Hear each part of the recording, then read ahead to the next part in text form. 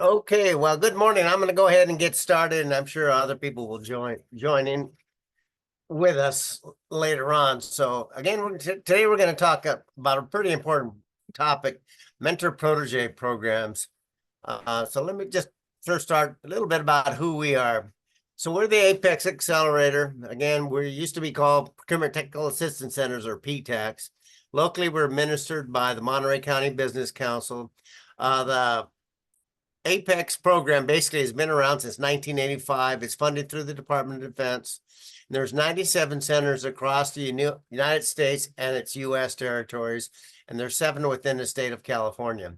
And the mission of all Apex accelerators is to promote economic growth and create employment opportunities in the local markets that they serve. And we do that by facilitating your access to the government marketplace at the federal level, state, as well as the local level. This is just a map of the state of California. All these different colored areas are different Apex accelerators. We're the teal area, that Central Coast, Central Valley. If you're in on this webinar from one of these other colored areas, we can refer you to our colleagues there, or you can just find them online. But well represented, very talented people at all the centers. So take advantage of all the services we provide. Speaking of services, this is what we do. First and foremost, we provide confidential client services to you. We do that predominantly through just one-on-one counseling. First and foremost, it's kind of like pre-award assistance. We'll learn about your business, what you've done in the past, what you're currently doing, and then maybe establish some goals for government contracting. First, we'll help you learn how to go out online and find contracting opportunities out there.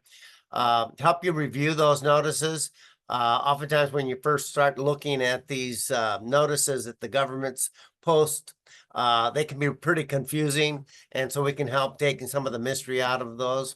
And then capability statements is something we typically talk to people about, because capability statement is a nice one-page presentation about your company in a format that was developed in the federal marketplace. It's been being adopted by a lot of other like say state and local governments, as well as prime contractors who do a lot of government contract. And it's just a good marketing piece that it's an easy way for you to promote your company when you're attending events and out networking. Post-award assistance, conflicts happen when you're doing business. I don't care what kind of business you're in, but something will happen. So we can talk to you about, what your situation is and how to maybe address that. If it's a federal opportunity that you're pursuing, we'll talk to you about debriefs. And debriefs is basically an opportunity for you to ask questions of the contracting officer responsible for that opportunity. So you can say, how could I have done better? Maybe you weren't awarded the contract, and you can say, was it the pricing, or was it not enough detail in my proposal? So they'll share that information with you. We always suggest too with debriefs is that even if you win the contract, you want to ask for a debrief to kind of say, hey, is there something I could have still done even better, so that you learn from the process. And then finally, if you felt that you unjustly didn't receive a contract and you start thinking about a protest, we can talk to you about the protest process, what it entails. It's complicated, and typically it really depends a lot on how much money you're talking, and whether you want. Typically, we strongly recommend that if you're going to protest, that you hire a law firm that specializes in federal government contracting to do that for you. Outreach events. So there's a lot of outreach events that are taking place. We will notify you of these events like as an example, today in Merced, California High-Speed Rail is having an event. One of our colleagues is there attending that, representing us there. We, in fact, are going to host our own event on November 7th that I'll talk about at the end of this presentation. It'll be, it's called the Central Coast Procurement Expo, and it'll be held on November 7th in Salinas. We'll be doing trainings at those events, as well as on this webinar format. we're doing that just on a regular basis, either ourselves or like last week, the GSA, we hosted them to do a presentation on how to do business with the GSA. Bid matching is a service that all the Apex sellers provide. Basically, we use a third-party vendor that we sit down with you, create a profile on your business, upload it into their system. Their system then on a daily basis will go out and search thousands of websites where governments post their contracting opportunities. Whenever there's a match with the keywords that we have come up with you, then those opportunities are just emailed directly to you. Saves you a lot of time and effort in trying to find these on your own. Navigating certification programs. There's a lot of certification programs out there. Woman-owned small business, DBE, service disabled, veteran-owned, 8A, HubZone, etc. We can talk to you about them. Not all industries really benefit from certification, so we can kind of talk to you about whether they make sense or not. If it does, we can help coach you as far as the qualifications, the supporting documents that you'll need to submit, those types of things. And lastly, one of the great things about us is that we're your tax dollars at work, so there's no fee or commitment to work with us. So take advantage of that. With that, similar to us, I want to introduce to you Roger Gilbert, who operates the Central Coast Small Business Development Center. Roger, take it away. Tell us about SBDC. Thank you, Victor. I appreciate the introduction.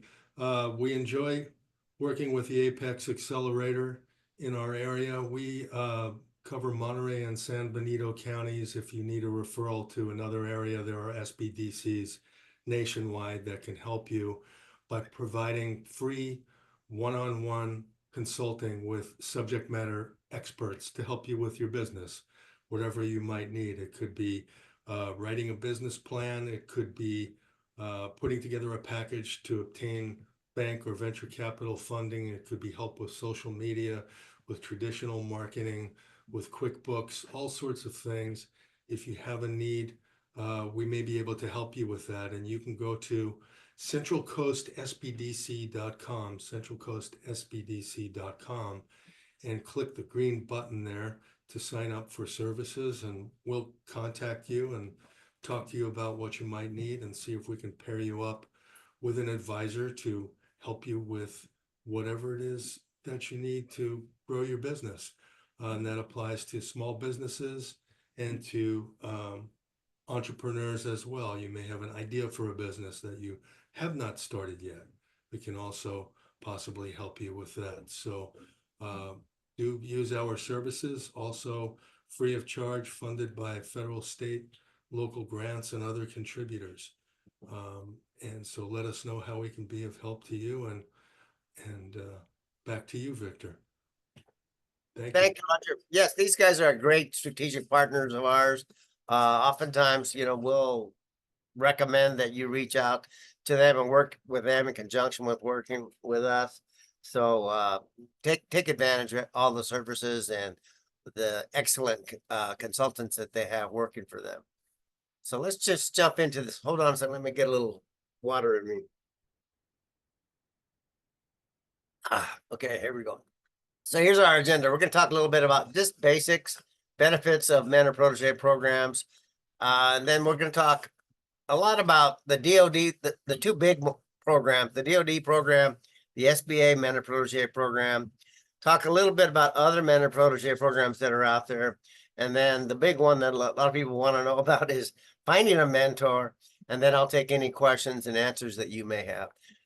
With that, I'll let you know that you'll receive a copy of this presentation as well as a link to the recording, so you don't have to worry about taking a whole bunch of notes right now. That you can maybe look at the recording and stop it, and etc. So let's just kind of jump into it. Basics.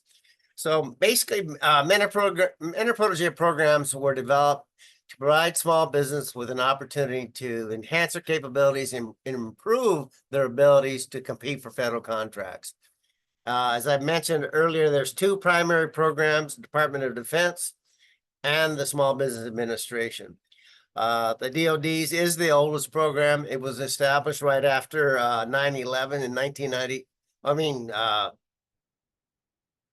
No, I'm thinking of something else, but it's been around since 1991. So it's the oldest program. SBA, as you can see here, began in 1998, and it was exclusive only for 8A firms. And now that has changed, and I'll talk more about those changes as we get into that section of the presentation.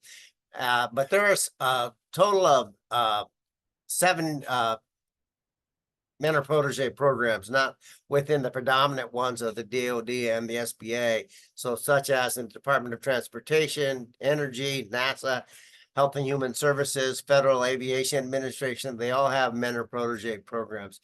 And they're really similar to what I'll be presenting as far as requirements, those types of things. So the benefits. So let's first just talking about for the protege. What are the benefits? Well, they can obtain this following kind of assistance, and ideally, this is what you're striving for, is that you've got a company, you're growing, but you're lacking. So maybe with the relationship of with a mentor, you can obtain some management and technical assistance that you don't have already in house. It could be that through your mentor, you're going to have financial assistance, through loans, equity investments. Maybe you're in construction, as an example, and you can leverage the bonding capacity of your mentor to go after bigger projects. A benefit to the protege is that you can actually create an opportunity for the mentor, because they can then become your subcontractor. And you do that through this next bullet point, is where you form a formal joint venture with a mentor. And then that allows the mentor to actually be your subcontractor and work on projects that otherwise they wouldn't have access to. And then just general business development assistance. I mean, ideally, the protege, as it's growing, it starts experiencing growing pains. It might be in HR, it might be in accounting systems, a lot of different things. So a larger, more sophisticated firm as a mentor can come in and provide those kinds of benefits to the protege. So with the mentor, what can they receive through it? Well, one of the things is important for the mentor to understand is the benefits they receive cannot be attributed for affiliation of purposes. And through a joint venture, as I mentioned, the mentor can compete on a set-aside contract. So say it's a contract that's set aside exclusively for, say, an 8A firm or small business firm. Through that joint venture, then although the mentor is a large company, they can participate in that contract opportunity. So that makes it kind of a win-win for both the protege and the mentor. So as I mentioned, the DoD program is the oldest program. And interesting enough, it's not a permanent program, but it has always been reauthorized by Congress. So really, it's not going anywhere. There are new changes proposed. I'll talk a little bit about them. And actually, right now, there are over 250 mentor protege agreements. The purpose of course, of the DoD's program is attempts to remove the barriers to entry for small business. As it says here, contracting with the DoD can really be a confusing, hard to learn process. So by a protege working with the mentor can kind of help them navigate the complexity of all the DoD bureaucracy. Once they kind of learn how it all works and the paperwork and those kinds of things, then it becomes a little easier. But when you first look at it, it can become a nightmare. And again, just breaking into a new market is never easy. Again, especially with the DoD, it's going to become even more challenging to work with the DoD because of the upcoming cyber security requirements of working with the DoD. So this will help to do that. If you think about it as an example, me mentioning the cybersecurity requirements is that the mentor may already have everything in place as far as cybersecurity readiness, those types of things, so they can teach the protege how to implement a cybersecurity program so that they can be in compliance with the DoD requirements. So there's a lot here, but these are the requirements for the protege. Basically, it says be eligible for federal contract awards. And basically what that means is A, you're registered in sam.gov. B, you didn't do something on a federal contract in the past where you're debarred from participating in any federal contracts. So basically that's the primary thing. But one of the things that's unique to the DoD program is it's only available to small disadvantaged businesses. So you see this list here. So it includes, small disadvantaged business, woman-owned small business, service-disabled veteran, Hub Zone, Native American or Native Hawaiian organizations, organizations employing severely disabled individuals, and current companies that currently supply goods and services in the private sector that are critical to the defense supply base. And then, of course, the protege must be small in that business's primary niche scope. So basically, a large Department of Defense contractor can't mentor another large company. It must be a small company. So with the mentor, and that's kind of one of the challenges in the DoD program is that once again, they must be eligible for federal contracts. So again, like you see here, the fourth bullet point there says not be on the federal list of debarred or suspended contractors. But, a lot of this is just basic. Be of good financial health and character, qualified to provide assistance will meet the purpose of the program. That point is important because in the process, basically, the mentor needs to show that they are committed to this. They will have to submit a document that says, this is the kind of assistance that we commit to providing to the protege. So that part is really important. And then these last two bullet points are separated because they're important. They must be currently performing at least one approved subcontracting plan. So basically what that means is they have a contract with the government that is of a dollar value that requires a subcontracting plan. In that subcontracting plan, it states that I'm going to use XYZ company for meet my small business participation goal. I'm going to use this company for my 8A goal, this company for my woman-owned small business, etc. So that's what's in a subcontracting plan. So they have to have one of those existing already that's been approved. Large DoD contractors, they know this. They have a whole team of people that work to identify small businesses to be in compliance with these subcontracting plans. So it's really not that hard for them to meet.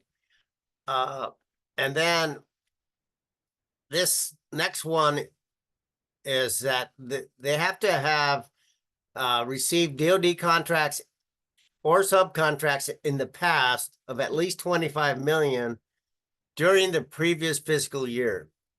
So the DoD mentor needs to be sort of significant in size that they're meeting that requirement of doing a minimum of 25 million. That was a recent change where that number used to be even higher than that, which made it even harder to find mentors for small business communities. So it's good that they've reduced it down to 25 million. So these are the requirements when you're applying to, into the program. first, the protege needs to find a mentor. And I'm going to talk more about finding a mentor later, but that's the big one, is that you don't go to the DOD and say, can you find me a mentor. You have to find your own mentor. And then part of that is then you have to identify a major buying command to sponsor the mentor protege agreement. So typically what it is that you have a defense contractor that is already working with a major buying command. You have a relationship with that contractor, and then so they know the people that from that buying command, etc. They talk to them about they'd like to mentor somebody, and so then the major buying command puts them in touch with the right people that run their mentor protege program internally. As you can see here, this third bullet point, it says that it's assigned to the director of the Office of Small Business Programs of that major buying command. And of course, what that role is, they then do their due diligence to make sure that that potential mentor is doing at least 25 million. And again, they're not debarred or anything like that. And then there's you can see here this last bullet point that the mentor needs to complete this application and submit it and get it approved with Office of Small Business Program in order for them to move forward. And so then in the process, basically they, execute this mentor protege agreement. They submit that to the Office of Small Business Programs for review and approval. And then the OSBP will conduct a preliminary assessment of protege's cybersecurity readiness. So as I mentioned, and actually Friday morning, there's going to be a presentation by Project Spectrum on cybersecurity and how to utilize them to be able to, for small businesses, be able to take advantage of Project Spectrum to become in compliance with the new regulations. And but it's now very soon going to be strictly enforced. In the past, it's been that they've been trying to get people to move in that direction. It's been slow and cumbersome, but now that they're much more serious about it. So the cybersecurity is something that needs to be on your radar. So interesting enough, there's different types of mentor protege agreements that the mentor can execute. So the primary focus is on the mentor. So the mentor can actually, as you see, this first bullet point is reimbursable. So they can actually get paid by the federal government for costs that they incur in assisting the protege. Because basically, what they'll need to do is, in order to assist that protege, they'll have to have some of their paid employees provide that assistance. So that costs them money. So the government is willing to reimburse them for those costs. Also, as I mentioned, as they have to submit the small business subcontracting participation plan, they can get credit towards their small business subcontracting goals by doing this. And then they can actually do a hybrid where they're doing both. So I would guess that in most cases it's this hybrid that's being used. So it just makes it easier for the large prime contractor to meet both requirements of meeting those subcontracting goals, but also getting reimbursed for the help that they're providing to the protege. So just some other facts with the DoD program is, the mentor must be pre-approved. And then the mentor must renew every 5 years. So you can see here the next bullet point, it says mentor can actually have up to 3 proteges at a time. But again, they have to then go through this process every 5 years to make sure that they're providing the kind of assistance that the DoD really wants to see them providing to the protege. They have a 2-year term in their mentor protege agreement with the protege. And in some cases, they'll approve a third year, but it must be approved. And then both the mentor and protege must report progress semi-annually to the DoD. So again, they just don't jump into this and then just start doing work together. They actually have to submit reports on this is what kind of assistance we'll be receiving from the mentor, and then they'll be basically evaluated on their progress in meeting those goals. And then the processing time, which is good, actually it's very good for the DoD program, is about 10 days. With the SBA that I'm going to be talking about here in a second, it's much longer process, but with the DoD, it moves very quickly. So if the SBA approves all the mentor protege agreements for all participating agencies except for the Department of Defense. So as I mentioned earlier, there's, 7 different mentor protege programs, and this is just kind of an example. NASA has one, Department of Energy, FAA, Department of Transportation, Department of Homeland Security. So they approve them. All of them go through them. So currently in the United States, 2,762, and actually in California, there's 113 approved mentor protege programs. So here are the eligibility requirements, and again, they're really similar to the DoD's. Again, eligible federal contracts, not suspended or debarred, must be small by your next code, SBA Small Business Size Standards. And what, again, it goes back to identify a mentor prior to applying to the mentor protege program. So again, SBA doesn't help you find you a mentor. We don't help you find a mentor. You need to go out and do that on your own.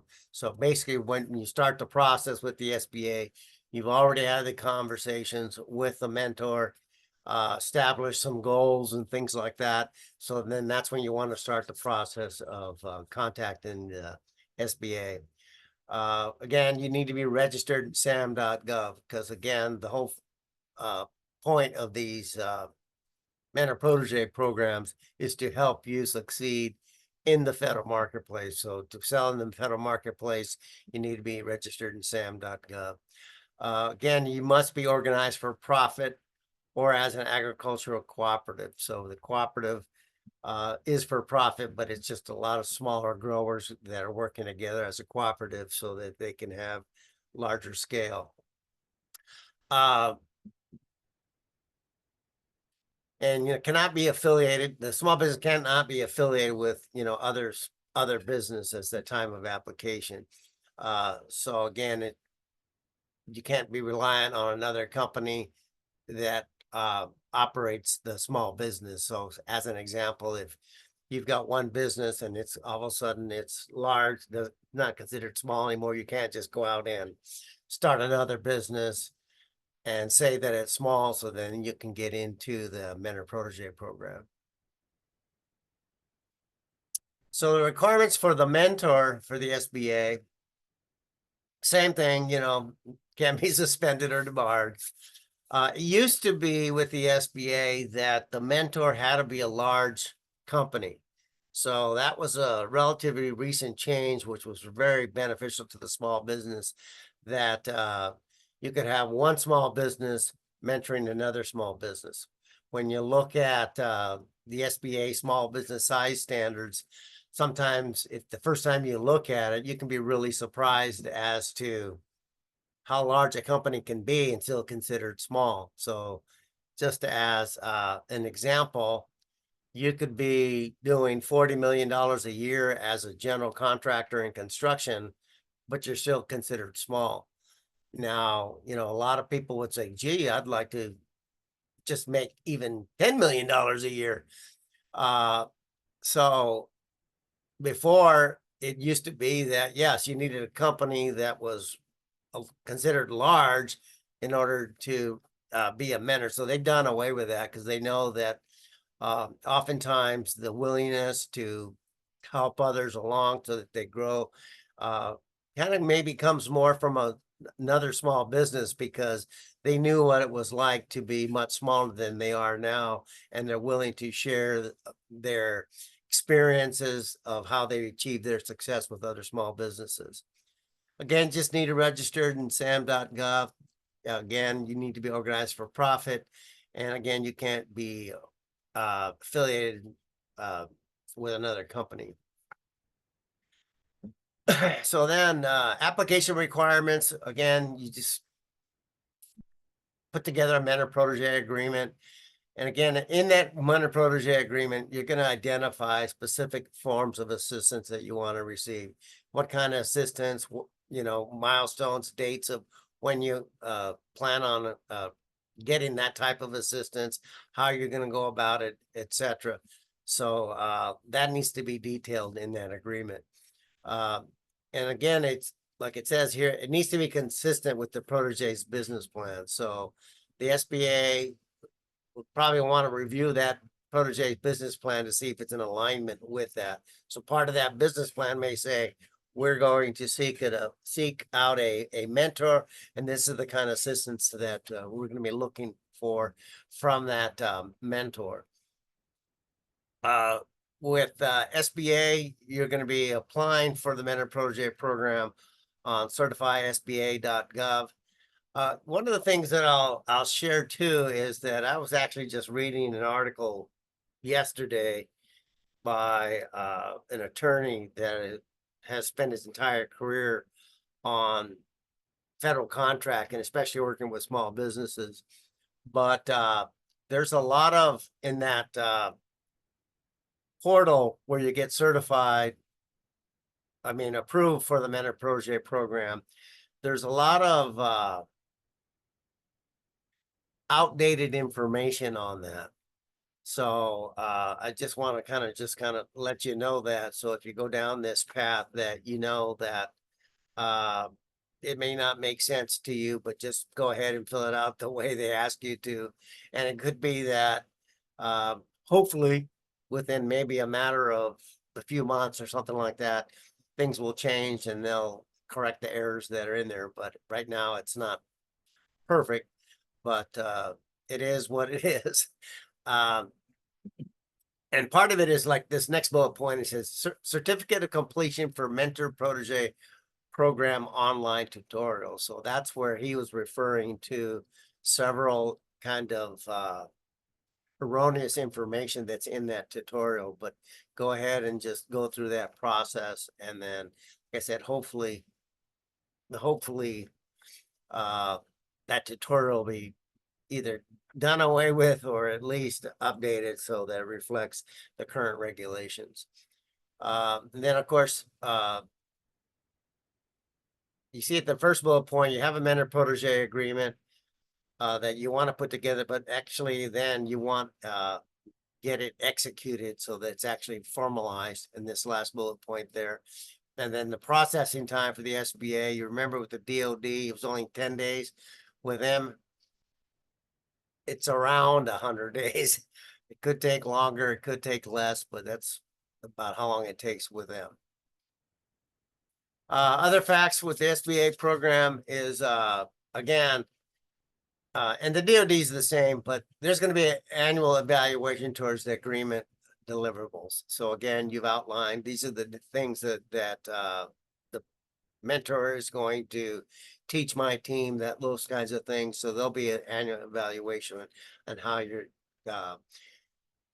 progressing towards those deliverables. Now, if you don't get them all, that's okay. They just want to kind of understand where you're at, and then it could be in the next year that you'll get to that, etc. But they just want to evaluate how you're progressing. With the SBAs, it's actually a 6-term mentor protege length. So it's actually much longer than the DODs. And then the protege can actually have up to 2 mentors at the same time. So if for whatever reason you feel that you could benefit of working with 2 different mentors, Maybe one can help you with sort of technical aspects, but somebody else can help you with even more with administrative stuff. It may make sense, but you could actually have two at the same time. Uh, but again, you see the next bullet point is you can only have two mentors over the life of the business. So again, if you did them at the same time, it could be that, okay, you use all the mentors that you could use at once. So you may want to think about that. And then in this case, which is different than the DoD, mentors can only have three protege. Well, they can have three proteges at a time. And I don't know really how many companies would actually want to be mentoring three companies all at the same time with different needs. It might become too much, but there might be some examples out there that I'm just not aware of. So with that, these are the useful websites where you can go to and kind of learn a little bit more detail about some of this information that I've just shared with you. The SBAs, the DODs, and then one thing. Oh, I thought I had a slide there on finding a mentor. That's the big question everybody wants to know, and you can see here as I was speaking is that that's the big thing that again, people ask us, people will ask the SBA, can you help me find a mentor? And the answer is no. And so people always want to know, can you help me find a mentor? The best way to find a mentor is really someone a company that you've already worked for in the past. You've been a subcontractor to them, the relationship is good. So then you can approach them to say, hey, I really like working with you. Your folks are great. They've been helping me out. And say, would you be interested in maybe helping me more through a formal mentor protege relationship? And they may not know about it, so they can learn about it and see the advantages to them of being a mentor to you, being able to maybe again take advantage of some socioeconomic set aside that you have that will help them out. Uh, so, but that's the best way, asking people in the industry of, who do you know that I could potentially team with, that I could, sit down, talk with them about the mentor protege program, etc. But ideally, it's someone that you've already been a subcontractor to and you already have that established business relationship with. When I was at the DoD actually has a mentor protege conference that they call it the DoD Mentor Protege Summit that they do every summer.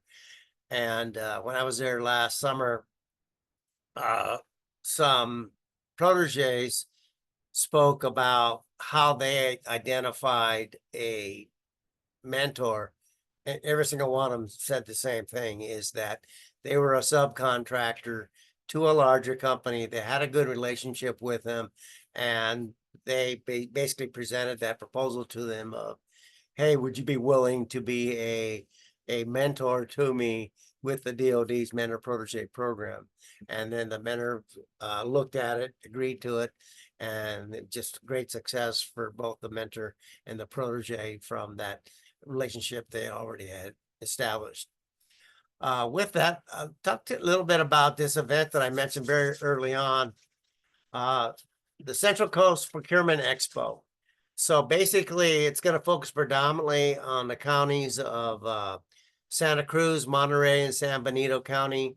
We're going to have representatives from a lot of different government agencies in that region, some large prime contractors such as Granite and Flatiron, DeGrotto's, Flatiron, with working on the high-speed rail. But it'd be a great opportunity for you to go and meet with potential customers.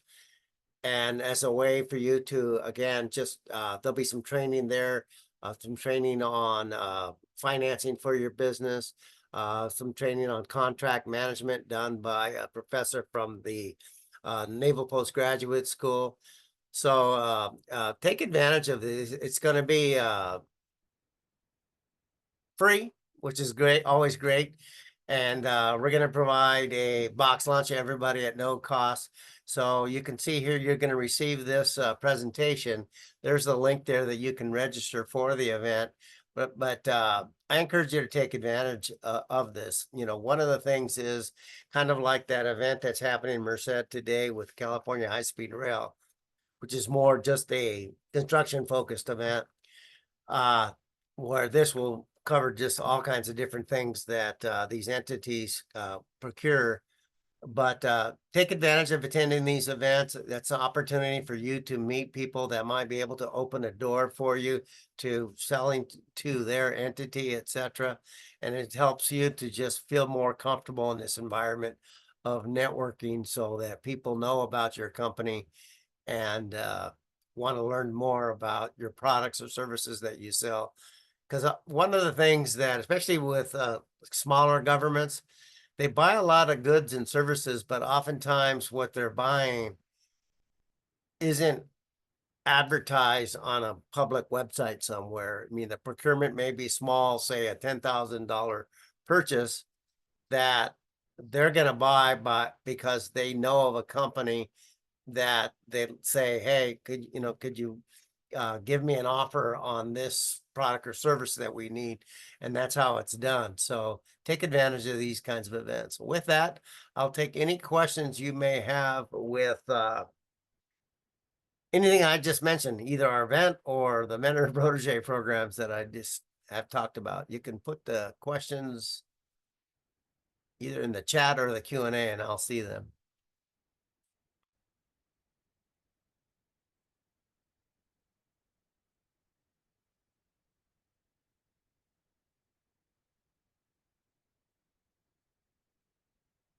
One thing I'll say too, as just waiting, maybe anybody asking some questions, is if you have questions, you can always just reach out to your Apex counselor and say, hey, I'm interested in learning more a little bit about Mentor Protege, or how I can identify a potential mentor, those types of things. And we're here to help you. So keep that in mind. So let's see here.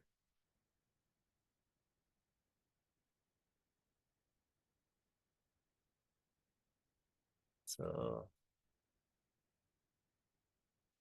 someone says, I was thinking of attending the SBR event in December. Sounds like that might be a good way to identify a good mentor. And that's true. Again, anytime you go to an event that bringing together people from industry that could be potential customers, those can be potential mentors for you too. It's all about you kind of establishing that relationship. So again, if you're attending, you can go to an event and show somebody that you're professional, you have experience. Those are the kinds of people that they're looking for. So take advantage of those.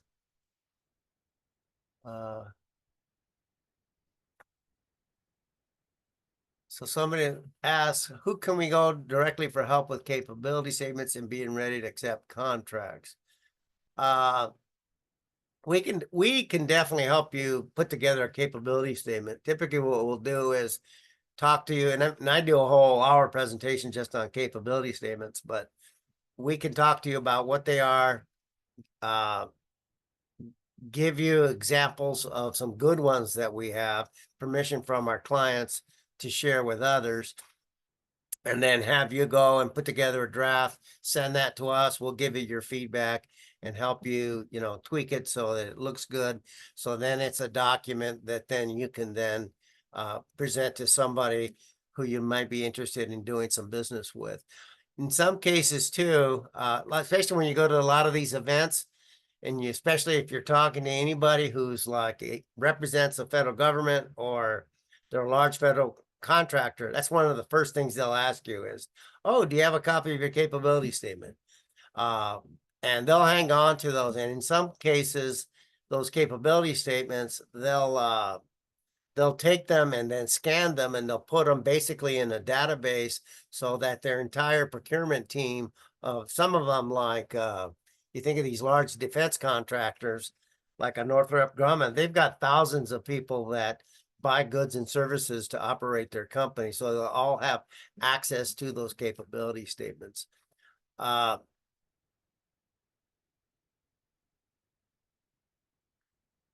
So then also, Joseph asks, what type of marketing material should we bring to the procurement? Ideally, a capability statement. But if you have any kind of collateral material, maybe you have some brochures or something like that for your company, those are fine too. One thing about the capability statement is that it's got information on it that a federal buyer or again, a federal prime contractor likes to see. They want to see that your company is registered in sam.gov. They want to see maybe some examples of your performance history with other companies, those types of things. So oftentimes when you have a brochure, it may just describe the products or services and the benefits of those products and services, but it doesn't have some of that other information that they want to see. So that's why having the capability statement is something that, again, even if you have brochures, you may want to, have a capability statement as well as the brochure, and you can leave both with somebody that you meet. The other thing with the brochure too, it's easy for you to email it to prospective customers as well.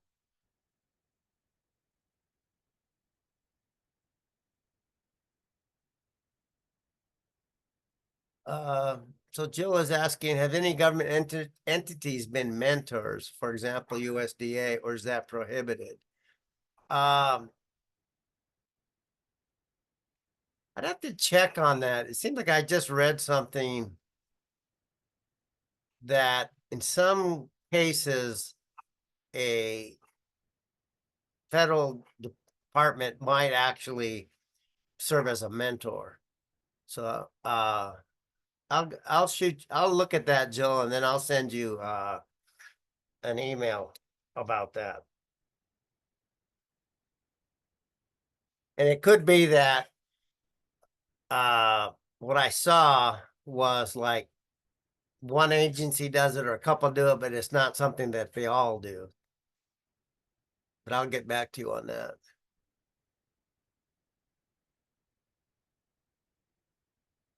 So Laura says, this is also the second time I heard about CMMC, Project Spectrum. Can you include that webinar information that you distribute? Yeah, I'll do that.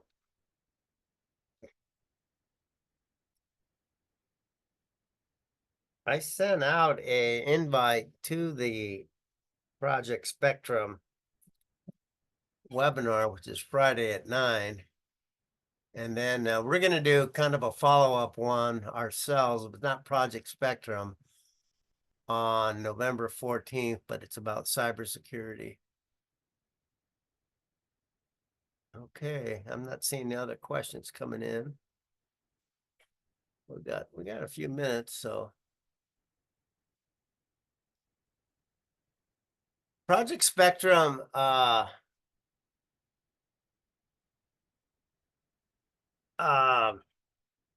what it is it's a program that is funded by the federal government so that small businesses can get in compliance with CMMC, which stands for, I forget what that is, like cyber maturity or something or other. I don't even know what it is, but what it allows you to do on their website is you can do an assessment of your company's cybersecurity. What it does is it walks you through like a series of, I think it's like 70 questions about cybersecurity. And some of it's pretty basic stuff like, do you deactivate someone's email from your company as soon as they've left the company? Do certain people have access to your server? And is it restricted that only certain people can have access to everything and other people only have access to other information? If you have a server on site, is that server locked so somebody can't go in there and, you know, steal information off of it and stuff like that? So you go through this assessment, and then once you're done with that assessment, the system will give you a score. Then you upload that score into a system that then makes you compliant. What's going to start happening though is that as you go through that assessment, it'll identify areas where you're not in compliance. And then you're going to be required to fix those kind of gaps in your cybersecurity processes within, say, and that's the thing that hasn't been defined yet. Like you have to fix that with, say, 6 months, 9 months, a year, something like that. So that's part of the challenge of them trying to completely roll it out, is that it's rare for someone to have a process in place that they just go through that assessment and get a score of 100 on it and they're good to go. Typically, there are some gaps there. And then those gaps need to be fixed, but there has been no definition as to how soon they have to be fixed. So we'll find out more in the coming weeks of really what the requirements will be. But again, right now, all it is you have to do the assessment, upload the score, and then you'll be in compliance. Well, I'm not seeing any other questions. So with that, thank you very much for joining us today. What? Let's see. Oh, it's Laura had one last question. I'm not sure what you mean there. She says, just confirming that to participate in all these programs, you must be SBA certified, correct? The answer to that is, for these mentor protege programs, you need to be registered in sam.gov, which does not mean that you hold any kind of certification with the SBA. Now, again, with some of them, where it does say that it's for, you need to be woman-owned or 8A or those types of things, then in fact, yes, you need to be certified with through the SBA for those certifications. SBA right now is actually in the process of finalizing a total upgrade to their certifysba.gov portal. They said that it's live now. It's been down, not down, but they shut it down for like 3 or 4 months as they went through this transition. And I don't know yet, really, even though it's gone live, how well it's functioning, because the government's notorious of releasing updates to systems and they aren't quite ready. All right, okay. Yeah, so Laura says she was part of this group that they had a beta group to test out this new system, and they're still waiting to actually get the certification.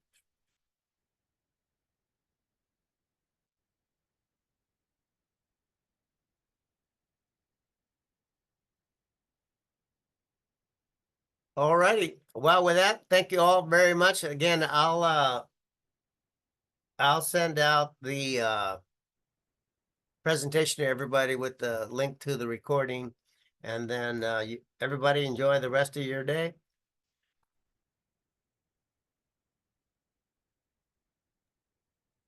Thank you, Victor. You're welcome.